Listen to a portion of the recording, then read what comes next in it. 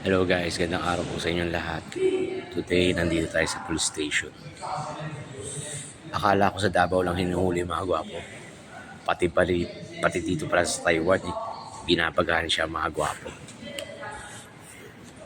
Oh. Hindi, joke lang. Kasi kukunin ko ngayon yung sinurrender. Yung sinusurrender minsan natin na pag napulot natin na ibabalik, tapos pwede mo ma-claim pagka 6 months. Kaya i-claim ko ngayon yung napulot ko nakaraan mamaya.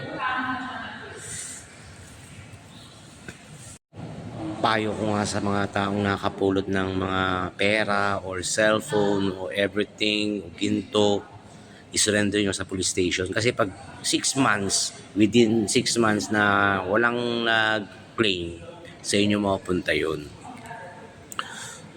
Kahit mabawi man nila, pwede kang humingi ng 10%. Halimbawa, nakapulot ka ng 100,000, pwede ka mag-request ng 10% na ibibigay nila sa'yo.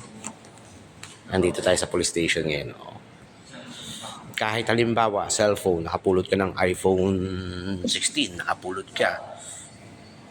Pagka sinurrender mo yun, kahit may balik nila sa kanila yun, pwede kayo mag-request ng 10% ng bagay na iyan nila. Kunwari, yung halaga ng iPhone 16 ngayon, nasa 50K. Pwede kang humingi ng 10% doon. Kailangan nasa rules talaga ng police station yun na ibibigay talaga nila ang parang reward. Kaya wag sa mga nakapulot, wag nyo pag-interesan.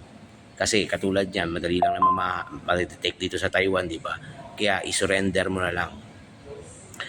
Makapulot ka ng 1M, di ba? O di surrender mo, at least 10%, nasa 100,000 din, di ba? Kaya pag nakakapulot talaga ako, sinusurrender ko talaga. Huwag niyong pag-interesan.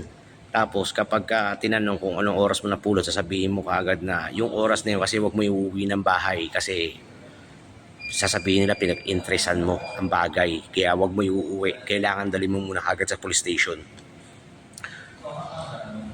Yun lang, guys. Ingat. God bless.